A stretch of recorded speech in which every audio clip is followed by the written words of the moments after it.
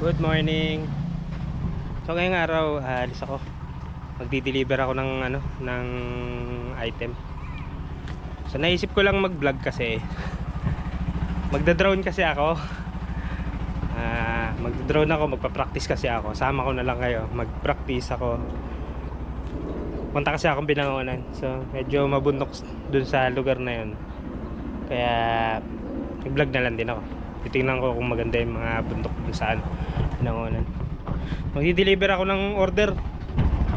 Ito yung order sa atin na mga muscle tee. Ayan. So ang order sa atin ay 1,000 pieces.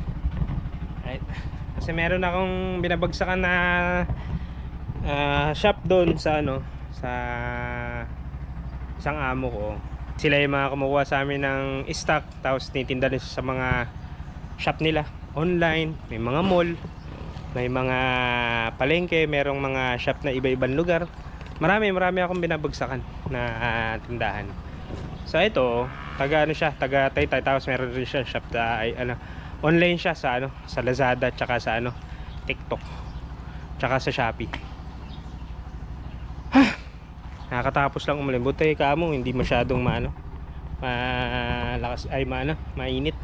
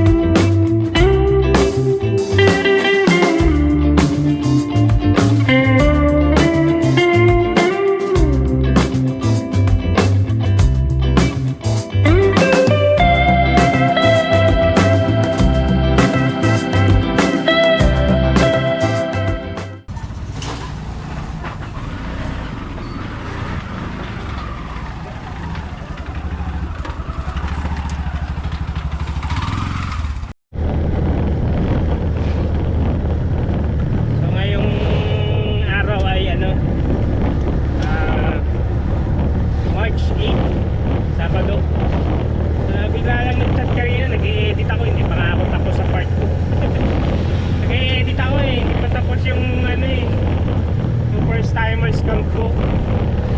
Edit ko pa. So, binitawan ko muna kasi hanap buhay natin to kailangan priority muna natin. Dito sa sa daanan ko, actually medyo traffic kasi nasa kulang 40 minutes. Bilis lang kasi yung biyahe dapat dito. So malaking bagay talaga yung Maxima kasi halos araw-araw ginagamit kasi dito sa hindi ko tatlong sako yung dala ko. Kung motor lang gagamitin ko, hindi ko kaya Isa sa mga reason kasi kung bakit binili ko to, kasi para magamit ko sa anak buhay din kapag nag-aakot ako ng paninda ko at nagdi-deliver ako ng mga paninda, ginagamit ko. Mahirap mahirap akot ng kahit isang sako nga lang nito, ang bigat na sa motor. Dati kasi wala pa ako nito, motor lang ginagamit ko. Even though may kotse ako dati, kaya lang hindi ko naman masyado ginagamit. Pagod pa ako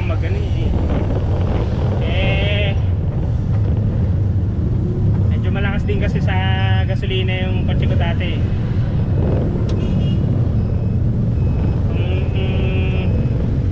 Nanonood ka na dati, alam mo yung kotse ko na gamit dati.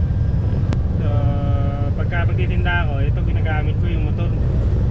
Pero yung naano ko dito, at least kahit kahit pa paano mura gasolina, matipid. At the same time, hindi ka mahirapan, hindi ka masyado mapapagod. Traffic talaga dito sa lugar namin pala. Traffic. Dito lang tayo dumaan sa Changi.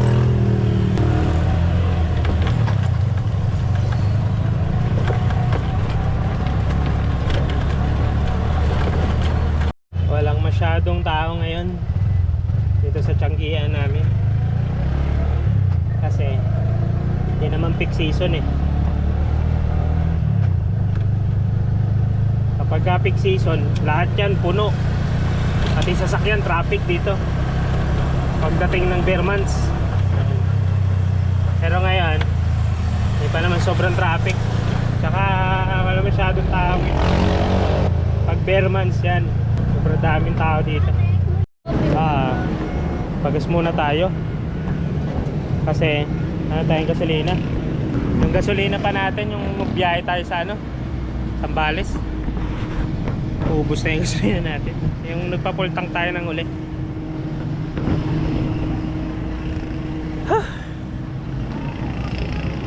Init pa. Nasa alas 13:30.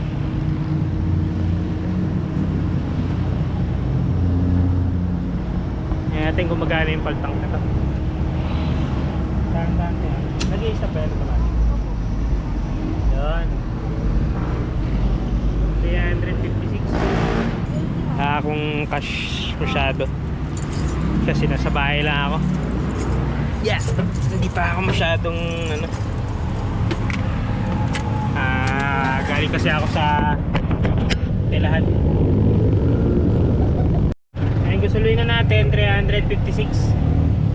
Buti ka mo merong mga ganyan, mga Gcash na dun sa kaya wala akong cash, Gcash ko na lang yun sa gasolina. Dito pa lang tayo sa Muzon 28 minutes. Sabay, malapit lang. Maganda kasi yung mga bundok doon. Yung mga bundukin kasi doon.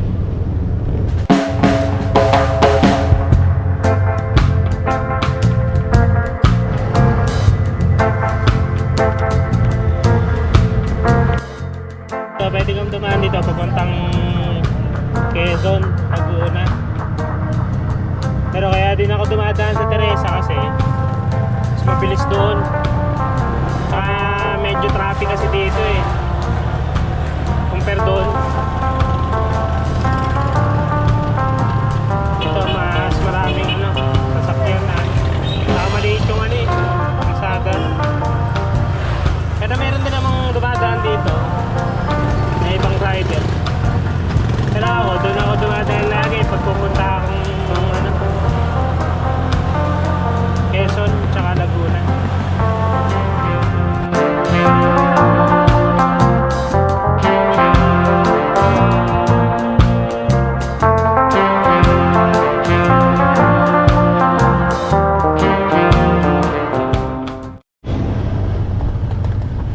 Kaya mas magandang nakamotor lang lagi pagka pupunta dito kahit daan.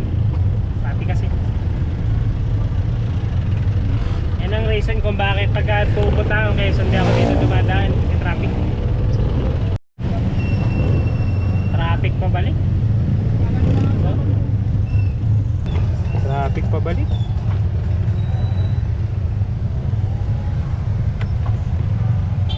Ang traffic pabalik. Binangonan. Hindi na masyadong traffic siguro dito.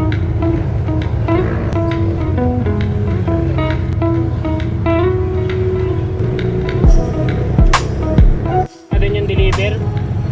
Nag-chat na yung buyer natin. Kaya na tayo mag-drone. Punta na rin dito sa lugar na to kaysa doon sa yung mga bundok na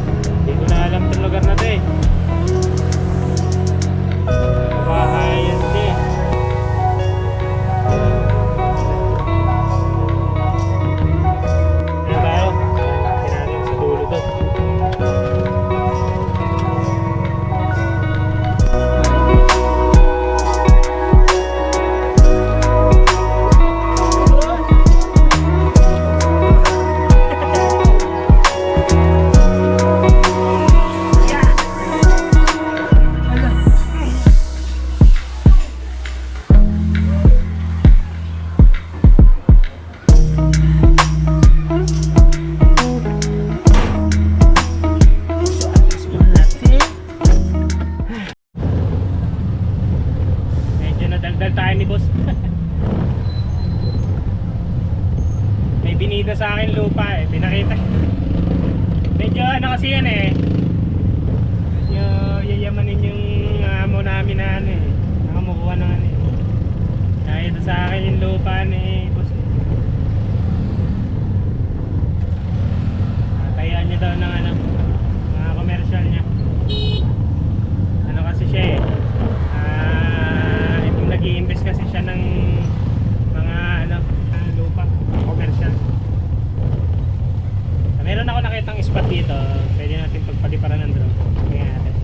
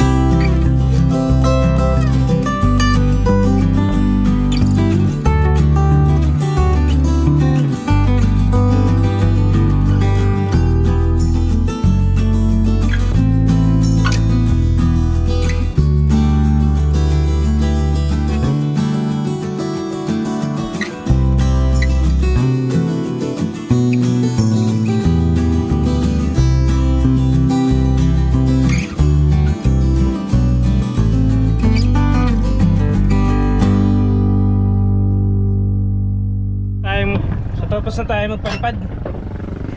Ang kulit ng mga bata eh. Ang ganda ng view dong ano rito. Against the light lang. Ganda yung view dito ng ano, yung sunset. Marami naman masyal dito eh, di ba? Parang tumatambay sila para nakaka-relax na naman yung paligid. Di ba? Sakto-sakto kasi eh. Tapos na rin naman ako magpalipad. Hindi dilim na eh. Uwi na tayo. Ayos na eh, itong area na to yung ginagawan ano, bagong kalsada daw to ng ano, papuntang Tanay. Alternate route galing C6. Magiging ano daw to yung C7 daw. Sabi nila mga taga rito, C7. Dadaan siya sa gilid ng ano, ng Manila ay ng